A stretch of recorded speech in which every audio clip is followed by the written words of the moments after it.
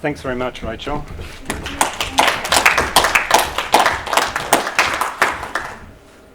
Good evening. I was born a modernist 67 years ago today. Today's my birthday. Well, I wasn't born a modernist, but at least I was born in a modernist building, Royal Canberra Hospital, as you can see on the screen here. And no, although I may not have been born a modernist, I was born the product of modernism. My personal family history reflects the pre-war establishment of Canberra as a modernist planning exercise that was implemented in the post-war period. My birth year represents a change point in Canberra, as between then, 1954 and 1961, the population of Canberra almost doubled. My mum, Marjorie Kent, was born in Canberra and lived in an interwar Mediterranean-style house on Flinders Way, Manuka. My mum's parents also reflected the creation of Canberra. My grandmother Jean was from Thalia in Victoria and granddad Cess from Ballarat in New South Wales, and they both worked for the PMG. My dad Alan from Sydney with RAF at Fairburn benefited from post-war training as an accountant and it ended up as a senior person in Treasury. So my family's history reflects perfectly the Canberra thing, the interwar development on mum's side and the post-war influx on dad's. I'll start my talk tonight with interactions I had with modernism as I grew up. I'll then talk about how Canberra directly influenced my professional career as an architect and how I ended up working in the heritage space with modernism in Canberra. In 1957, we moved into Yarralumla and purchased a government house on a 99-year lease. Yarralumla reflected the socially inclusive and progressive post-war suburban development of Canberra, with housing, schools and shopping centres constructed by the government. Our house was located at the edge of Canberra, and I would walk to that other government house via the Yarralumla brickworks and the pine plantation.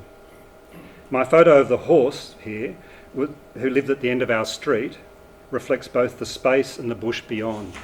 Canberra really was the bush capital. Sadly, our house has recently been demolished by its current owner to build a very, very big house.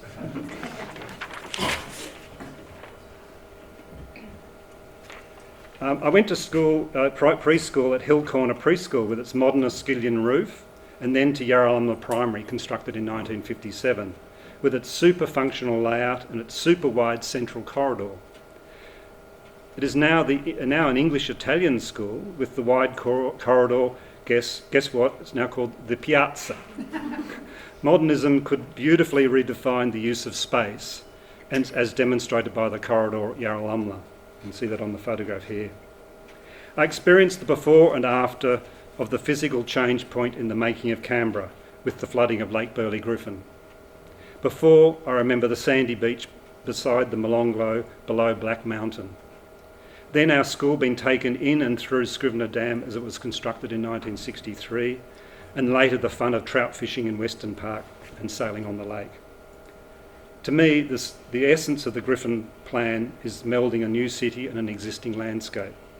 That modern Canberra is also better for the binding agent of the lake and how it expresses the ancient natural landscape of the Molonglo River, next to which the pre-Canberra historic places, Yarralumla and Blundell's Cottage, for example, were constructed. I went to, I'll see if I can go back. Yes, I went to Tilapia Park High School and got experience of another special Canberra thing, multiculturalism, making friends with children of diplomats and the children of post-war Snowy Scheme workers now living in Canberra. I also learnt when I was studying art at Tilapia Park that the history of architectural styles had now stopped and that they were replaced by modernism that would last forever. However, in my case, it only lasted until 1997 when they demolished Royal Canberra Hospital. And it's one of Canberra Modern's themes that modernism is not immune to risk or to loss.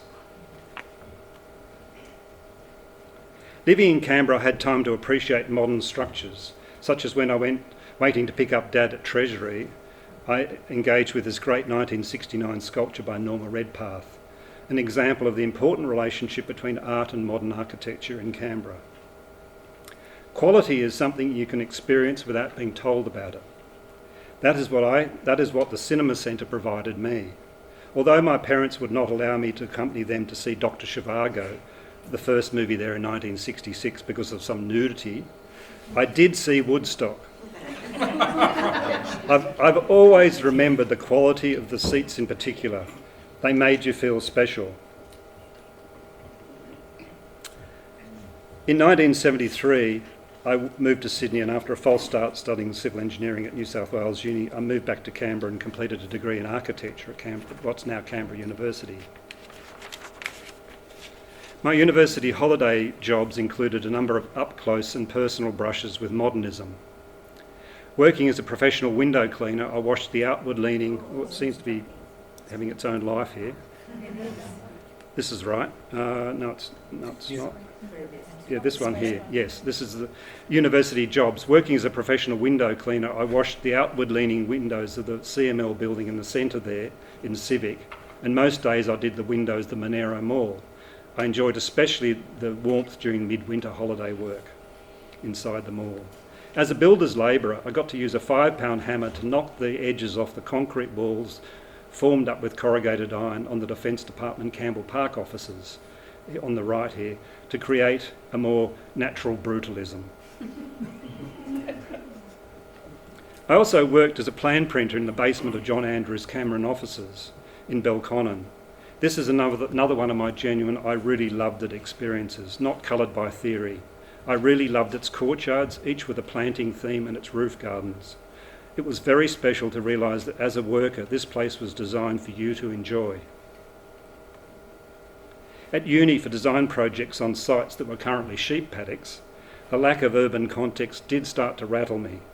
I also found myself challenging the idea of being taught that if you worked out the functional arrangements, that the modernist look would automatically follow. I read Learning from Las Vegas by Robert Venturi and Denise Scott Brown about finding context and meaning in place.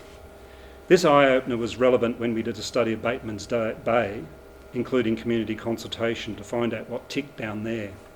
Although sadly, as a 25-year-old, this was the very first time that I talked to an Aboriginal person.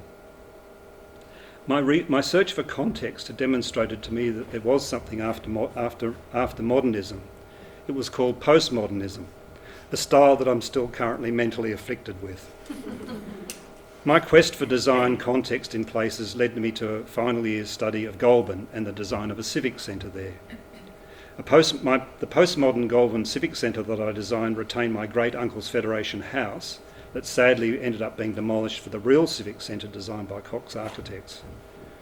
However, as an upside, I used this Goulburn project in a successful interview I had in 1984 for a position in the New South Wales Heritage Office. I now realise that this lack of context issue I experienced while studying architecture at Canberra led me to the heritage area, an area I've worked in ever since in Sydney, Melbourne, now back in Sydney. But for me, it's not a negative judgment about Canberra. It's all, after all, sheep paddocks plus buildings plus time equals context. I also realised that my interest in modernism had followed me from Canberra. I'm a member of Docomomo, and I've worked on many modern heritage places, including two of the earliest curtain wall buildings in Australia, shown here, the Amcor Boiler House in Melbourne and Qantas House in Sydney. And I've worked with modern architects, including Harry Seidler. The modernist wheel has turned, and I've now worked professionally on modernist places in Canberra I climbed over as a kid. I was part of the team that did the heritage management plans for Western Park and Lake Burley Griffin, similarly for the Australian War Memorial and its Taglietti designed Mitchell Annex, shown here on the left. And I interviewed John Andrews for the conservation plan for his Great Cullum offices in Woden, shown on the right. In reflecting on modernism in Canberra, I see three things I'd like to pass on. Firstly, the conception of Canberra and its modernist post-war implementation as a national priority had socially progressive planning at its heart. An example being the provision of affordable housing near the shopping centre of Red Hill, one of the more affluent suburbs in Canberra. As young Canberrans, we benefited greatly from that planning and the facilities provided, the modern schools, the shops, the places of recreation. My second factor is space. Space between things is a modernist concept, and Canberra is all about space.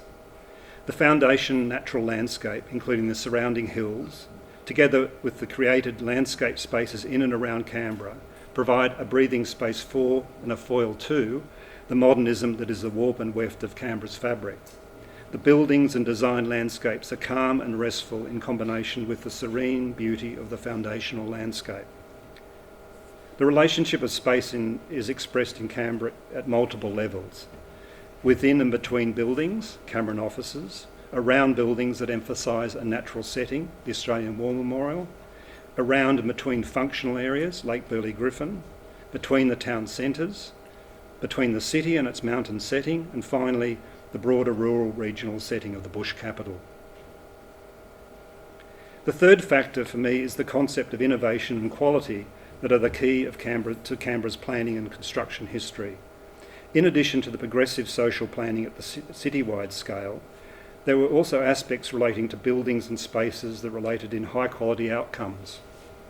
Two examples are the NCDC planning for Hobart Place, with deliberately stepped building heights to create a visual variety shown on this slide here, and the unfettered use of space in and around buildings such as the Cameron offices that I showed you before, effectively a multi-storey building laid on the ground, and the Campbell Park offices complex.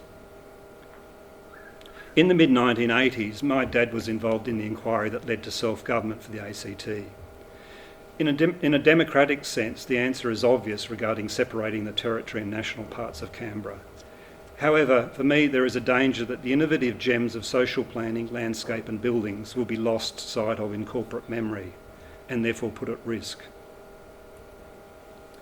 I'm involved in 3 Canberra issues where there are risks to aspects of pre-, young and modern Canberra. The evidence of pre-Canberra Canberra is incredibly rare, and I'm seeing what can be done to reconstruct 2 huts destroyed in the January 2020 bushfire in the Namadgi National Park.